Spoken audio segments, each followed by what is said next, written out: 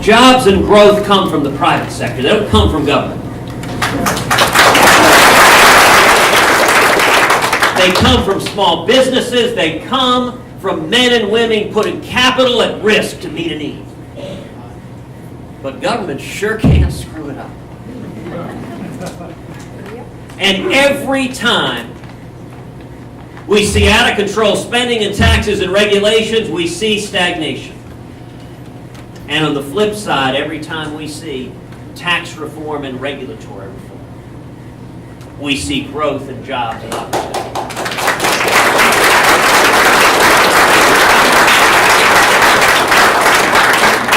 On the tax side, we need to reduce the enormous burden coming from Washington, the cost and expense. And I'll tell you, the single best thing we could do, we should abolish the IRS.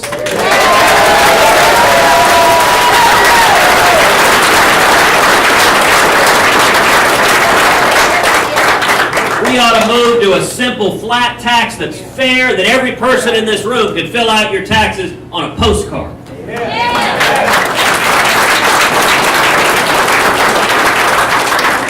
And you know, there are 110,000 IRS agents. When we padlock that building, we ought to take every single one of them and put them down on our southern border.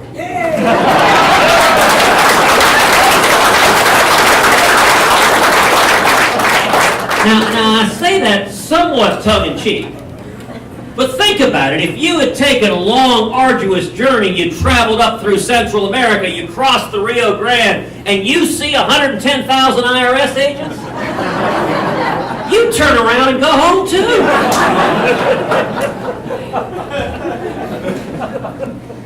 And on regulatory reform, we have seen regulators from Washington descend on small businesses like a horde of locusts. The only problem is you can't use pesticide on the regulators. I said that once in West Texas. Someone said, "Want to bet?" And I'll tell you, the simplest and most important regulatory reform is we should repeal every word of Obamacare.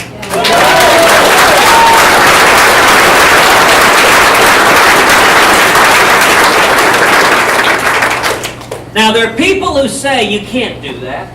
There are people who say you can't repeal Obamacare, you can't abolish the IRS, you can't turn things around. But you know, the American spirit, yes we can, is exactly that. And the way we do it is the American people rising up and demanding fundamental change. Yes.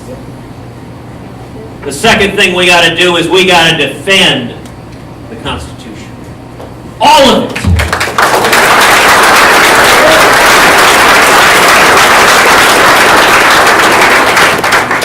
We need to defend the First Amendment, our free speech rights, our religious liberties rights.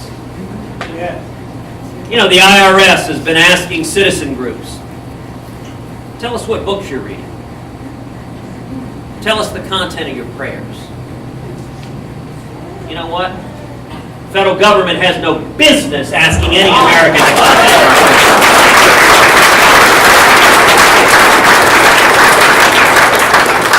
Although I do kind of wish the answer had been, forgive them, Father, for they know not what they do. We need to defend the Second Amendment, the right to keep and bear arms.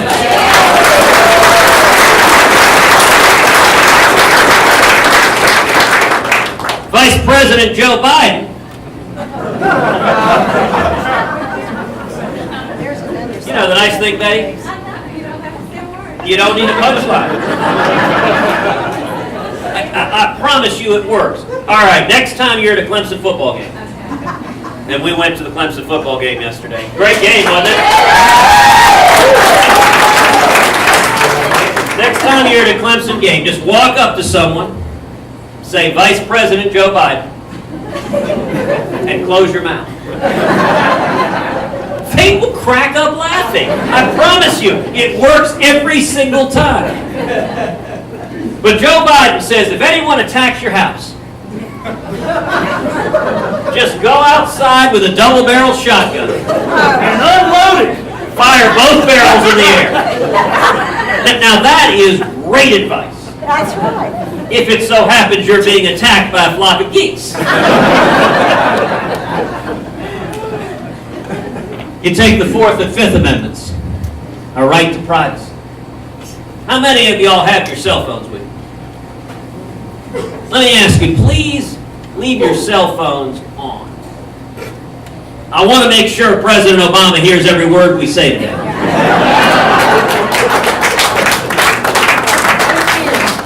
You take the 10th Amendment, or as President Obama calls it, the what? The fundamental protection that says the powers not given to the federal government are reserved to the states and to the people.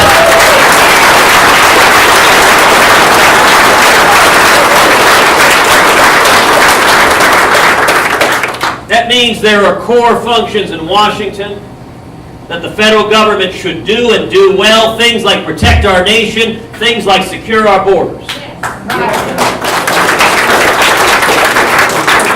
And there are a whole bunch of things that Washington has no business sticking its nose in the middle of, things like education.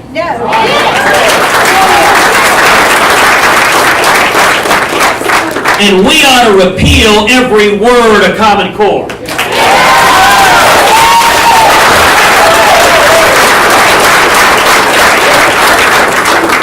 Education is too important. Yes. To have it dictated by unelected bureaucrats in Washington. It should be at the state level, or even better, at the local level.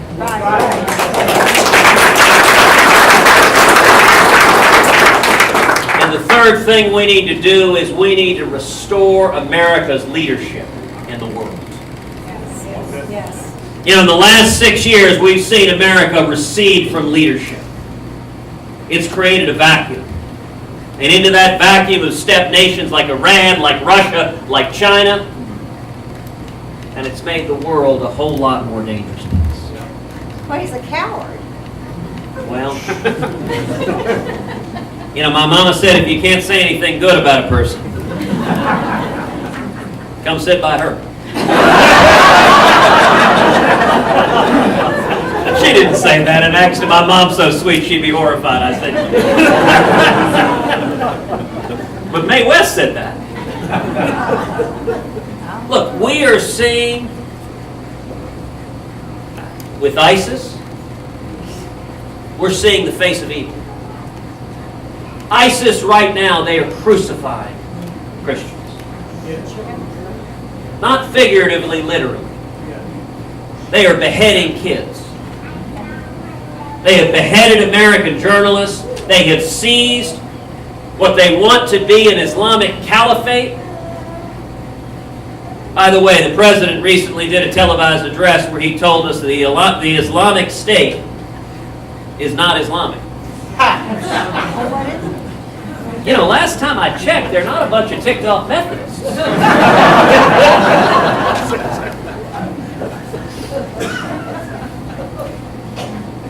And if they're allowed to consolidate this nation state, they'll have access to billions of dollars potentially of oil revenue to project jihad and murder Americans here at home. Now, number one, there are roughly 100 Americans who've gone and taken up arms fighting with ISIS.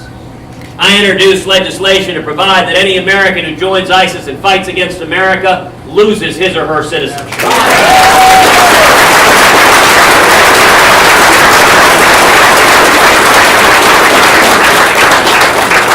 We should not be having ISIS terrorists coming back to America with U.S. passports to murder Americans here at home. And you want to know just how radicalized and extreme the modern Democratic Party is? A couple of weeks ago when I stood on the Senate floor trying to pass that bill, Senate Democrats stood up and objected and killed the bill. That ought to bring us together. That ought to bring everyone together. There shouldn't be partisan lines in stopping terrorists from murdering Americans. And number two, we need a president who is serious about being commander-in-chief. Yes.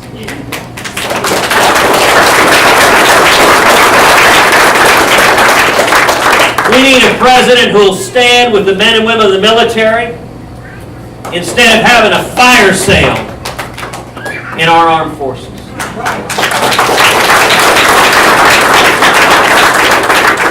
And we need to show seriousness with regard to ISIS to go over and take them out.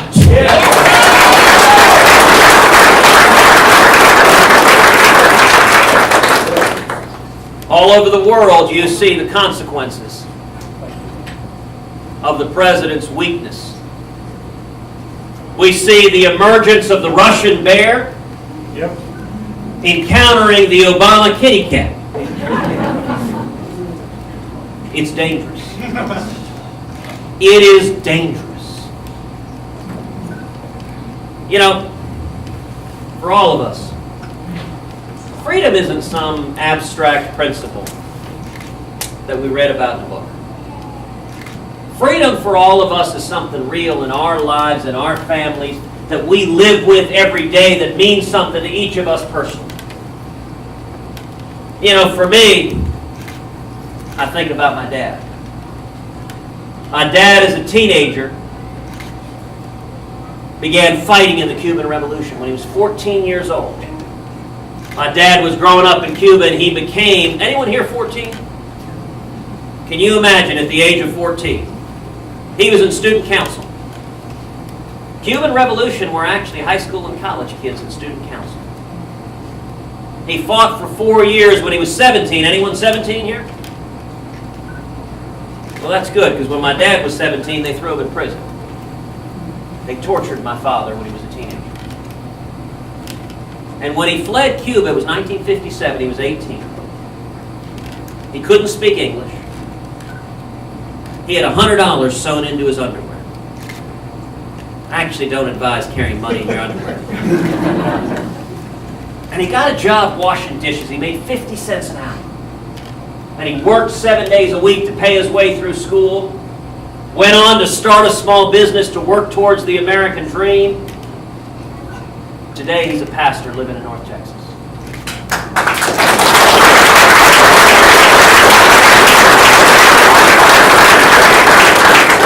Now, my whole life, my dad has been my hero.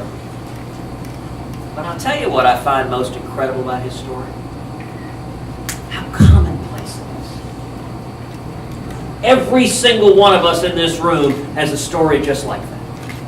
Whether it's us or our parents or our great-great-great-great-grandparents. The thing that ties all Americans together, that unifies us, is we are the children of those who risked everything for freedom. And that's the most fundamental DNA of what it means to be an American, to value freedom and opportunity.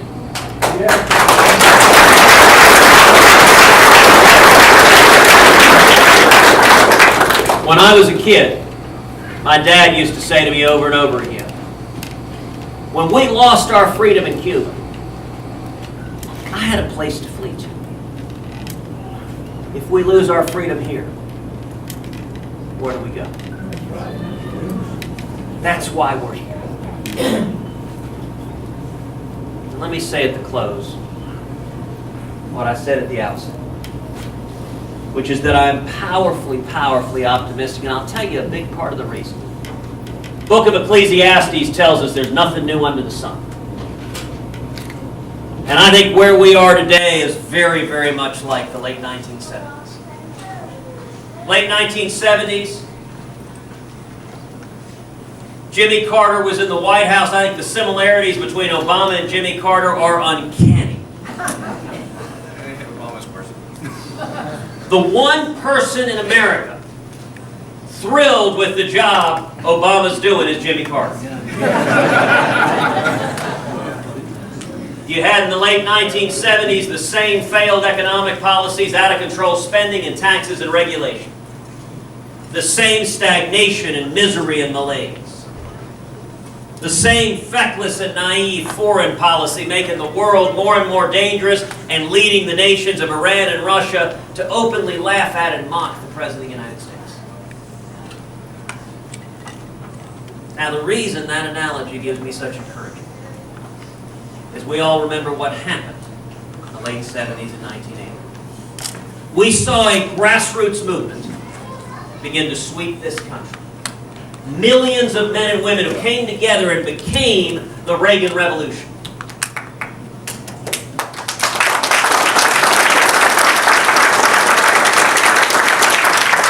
And it didn't come from Washington. Washington hated Ronald Reagan. He came from the American people. By the way, if you see a candidate who Washington embraces, run and hide. And you think about what happened. That tidal wave that came in turned this country around. We went from stagnation to booming economic growth. We went from our hostages languishing in Iran to their being freed the day Reagan was sworn in, and to winning the Cold War and tearing down the Berlin Wall.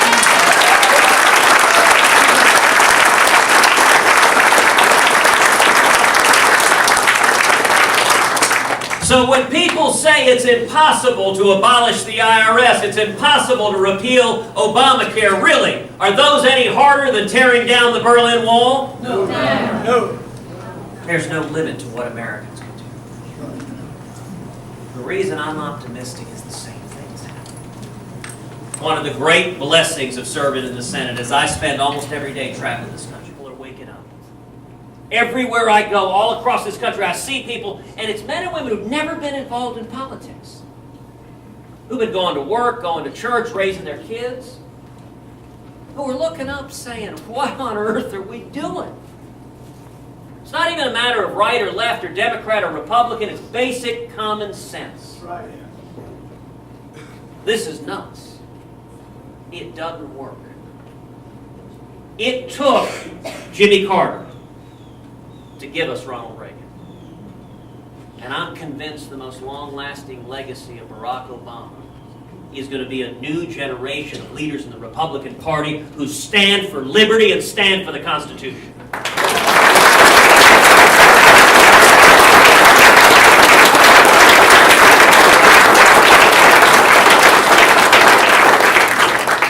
I am optimistic because of each and every one of you. I am optimistic because the only way we turn this country around is for the American people to rise up to hold every elected official accountable, Republicans and Democrats, and to say, let's get back to the free market principles this country was built on. Let's get back to the common sense conservative principles. Let's get back to the constitutional liberties that are the foundation of this nation.